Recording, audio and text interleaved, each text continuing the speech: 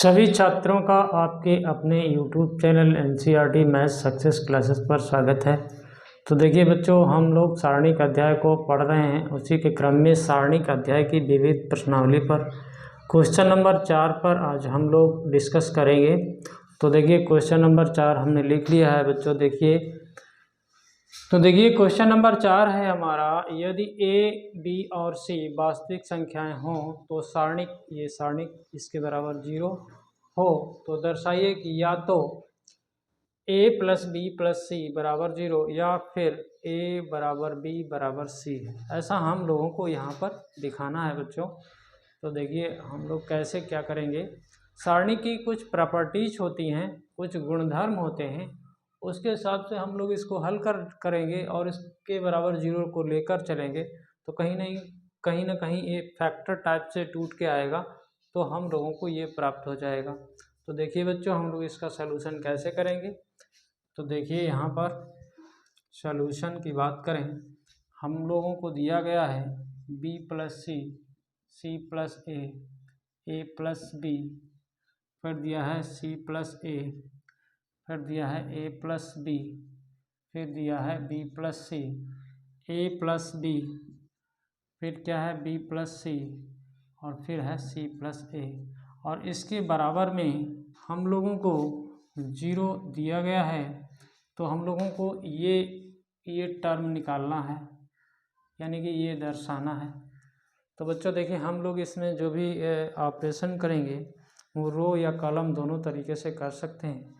सारणिक में हमारे पास कोई बाउंडेशन नहीं होती है कि आप रो में ही लगाएं या कॉलम में ऑपरेशन लगाएं। तो जो भी संक्रियाएं हम लोग करेंगे यहाँ पर बच्चों, वो दोनों में कर सकते हैं, तो कोई यहाँ पर दिक्कत नहीं। जैसे अगर हम कहें C1 में C1 plus C2 plus C3 जोड़ दिया जाए तो कहीं ना कहीं एक जैसे बन जाएंगे, इधर उनको कॉमन ले लेंगे, फिर और आगे करेंगे तो सरल हो जाएगा।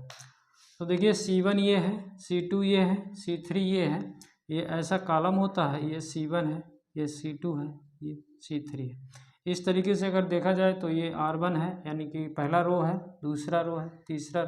ऐसा ज़रूरी नहीं है कि आप कॉलम में ही करें, आप रो में भी कर सकते हैं, कोई प्रॉब्लम नहीं, दोनों तरीके से सवाल हो जाएगा। बच्चों देखिए, हम C1 में C1 C2 और C3 को जोड़ रहे हैं। तो देखिए B प्लस सी और C प्लस ए और A प्लस बी, ये जब आप तीनों को जोड़ देंगे तो दो जगह B आएगा, दो जगह A आ जाएगा, दो जगह C आ जाएगा, यानी कि आपका ऐसा आ जाएगा 2A plus 2B plus 2C, ऐसा आ जाएगा। यहाँ पर भी यही आएगा, आप करके देख सकते हैं 2B प्लस 2C। यहाँ पर भी यही आएगा 2A plus 2B plus 2C। ठीक है, यहाँ तो हमने कुछ किया नहीं है, तो इसको तो आप ऐसे ही लिख लीजिए, कोई प्रॉब्लम नहीं है। A प्लस बी, यहाँ पर देखिए A plus B, B plus C, बच्चों देख रहे हैं ना, B plus C, C plus A. ऐसा हम लोगों ने यहाँ पर ऑपरेशन यानी कि संक्रिया लगा के लिख लिया है। अब देखिए आपके पास ये 2A plus 2B plus 2C common हो रहा है ना इस कॉलम से, तो इसको बाहर निकाल लीजिए, 2 को बाहर निकाल लीजिए, A प्लस बी प्लस सी, ऐसा लिख सकते हैं आप। यहाँ पर देखिए आपके पास 1 बचा है, फिर यहाँ पर भी 1 है, फिर यहाँ पर भी 1 है, मतलब ये कॉमन हो गया, तो यहाँ पर 1 ही तो बचेगा। यहाँ देखिए C प्लस ए और A प्लस बी, और बच्चों यहाँ पर देखिए A प्लस बी और B प्लस सी, और यहाँ पर B प्लस सी। यहाँ पर तो कुछ किया नहीं, इनको तो ऐसे ही लिख लीजिए बराबर में 0। अब जब आपके पास किसी भी कॉलम में या किसी भी रो में 3 जगह 1 आ जाए तो आपकी सीधी सरल प्रक्रिया होती है, कहीं ना कहीं 2 जगह इसमें 0 बना लीजिए और आप फिर तीसरे के सापेक्ष हल कर दीजिए तो सवाल हो जाएगा। तो देखिए हम लोग ऐसा कर लेते हैं, इसमें बात करें, अगर इसमें बात करें तो R1 में संक्रिया करेंगे, R1 से R2 को निकाल दीजिए। ठीक है, अच्छा R2 में संक्रिया करके आप R2 से R3 निकाल दीजिए। नहीं ऐसा, हाँ ठीक है, ऐसे भी कर सकते हैं, कोई दिक्कत नहीं। तो हम लोग अब रो ऑपरेशन कर रहे हैं, ये कोई प्रॉब्लम नहीं होनी चाहिए बच्चों आपको। तो देखिए R1 में हम R1 ये है, R1 से इस R2 को निकाल देंगे, यहाँ 0 हो जाएगा, यही हमारी आवश्यकता है। यहाँ R2 में R3 को निकाल देंगे, यहाँ 0 हो जाएगा। यही हमारी आवश्यकता, ये हम चाह भी रहे हैं कि दो जगह 0 मिल जाए।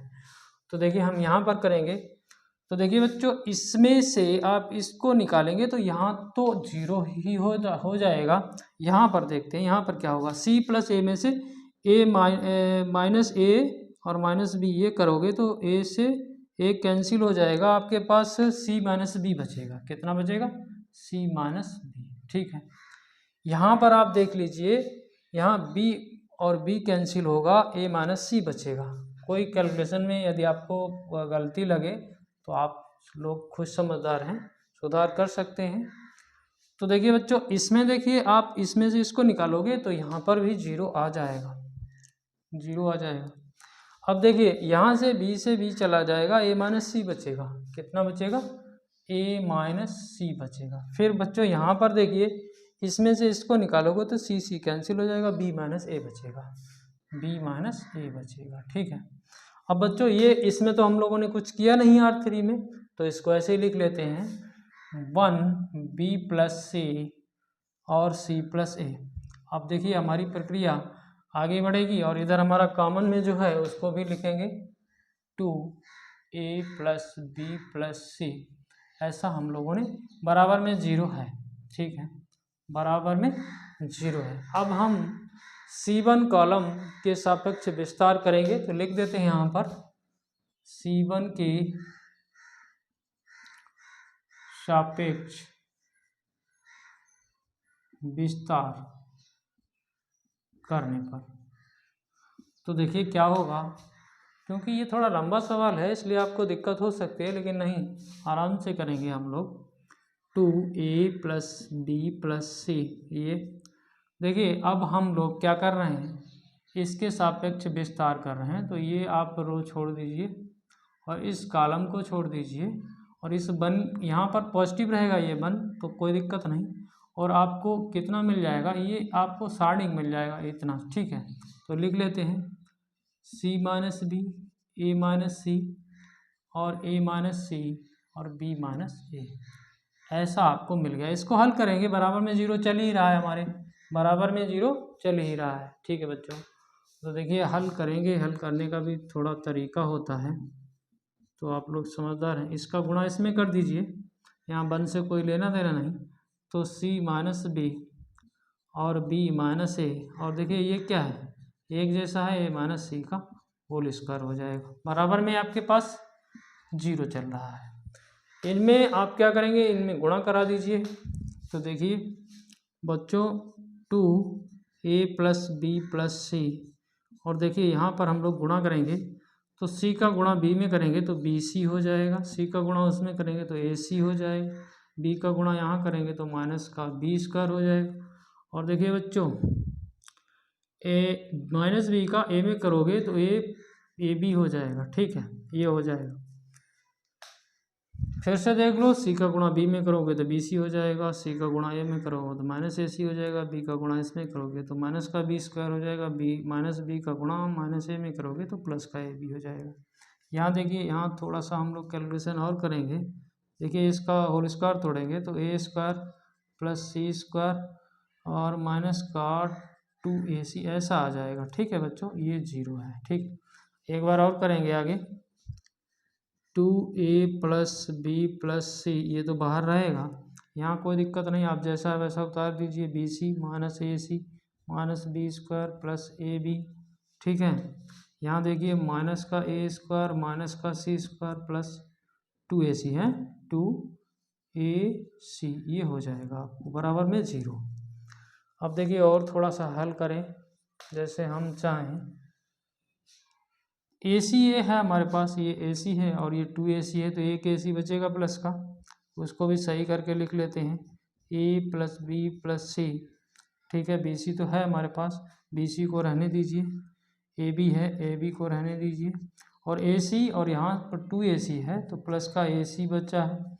अब देखिए बच्चों यहाँ पर आपको क्या है, माइनस का B स्क्वायर है, ठीक है, माइनस का A स्क्वायर है, माइनस का C स्क्वायर है, बराबर में 0 है। ठीक है, अच्छा चलिए, अगर आप इसमें माइनस चिन्ह की गुणा करा दें पूरे में, पूरे सवाल में, तो आप क्या पाएंगे, देखिए बच्चों 2a+b, इसमें तो कोई दिक्कत नहीं है, हम माइनस चिन्ह की गुणा करा रहे हैं, तो ये माइनस का बी सी हो जाएगा, माइनस का ए बी हो जाएगा, माइनस का ए सी हो जाएगा।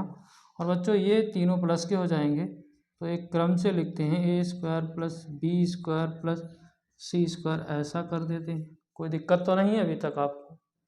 अब देखिए इस यहाँ से इस 2 का भी अंदर गुणा करा लो तो थोड़ा सा फ़ायदा हो जाएगा, a + b + c ये हो जाएगा, 2 का अंदर गुणा कराओगे तो 2bc हो जाएगा, 2ab हो जाएगा, 2ac हो जाएगा, 2 का यहाँ भी गुणा होगा तो 2a² हो जाएगा, 2b² हो जाएगा, 2c² हो जाएगा। बच्चों ये इतना हो गया।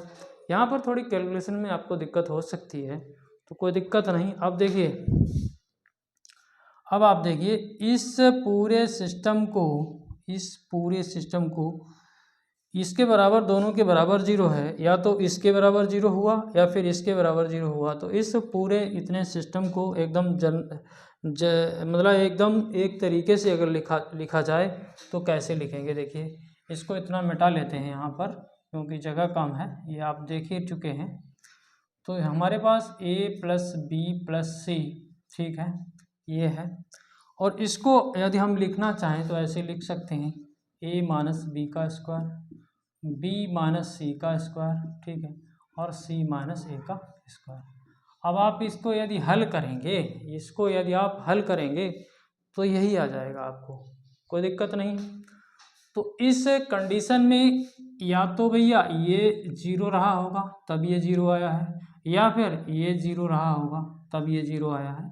तो यहाँ से अगर हम लोग लिखना चाहें तो a + b + c = 0, या फिर a - b + b - c + c - a², इसके बराबर 0 होगा, तभी तो 0 आया होगा।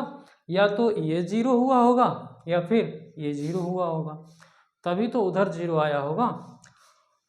तो ठीक है, यदि आप इसमें अगर थोड़ा सा अगर समझना चाहें तो a - b कुछ भी रहा हो, मतलब जो भी रहा होगा वो पॉजिटिव रहा होगा क्योंकि होल स्क्वायर है। तो यहाँ पर 0 अगर इसके बराबर मान लें 0 0 0, तभी तो 0 होगा। तो a - b = 0, ठीक है, और b - c = 0, और यहाँ से अगर देखा जाए तो c - a = 0, ठीक है। यदि आप देखें यहाँ पर तो a = b है, a = b यहाँ पर देख लो, यहाँ पर b = c है, यहाँ पर c = a है। तो इन तीनों कंडीशनों से हम लोग ऐसा भी तो लिख सकते हैं a = b = c, ठीक है, या तो इसके बराबर या ये कंडीशन रही होगी, या फिर हमारे पास a + b + c = 0 ये कंडीशन रही होगी। तो बच्चों हमने आपको समझाने का प्रयास तो किया है, यदि आपके समझ में आया हो तो हमारे चैनल को सब्सक्राइब जरूर करें, बेल आइकन को प्रेस करें, साथ ही ऑल बटन पर सेट कर लें। और हम आज एक ही क्वेश्चन कर रहे हैं, कल के वीडियो में आगे वाले क्वेश्चनों को हम लोग करेंगे। तो बच्चों एक कमेंट भी करेंगे प्यारा सा, और सभी दोस्तों में शेयर करें। आप लोगों का बहुत बहुत धन्यवाद।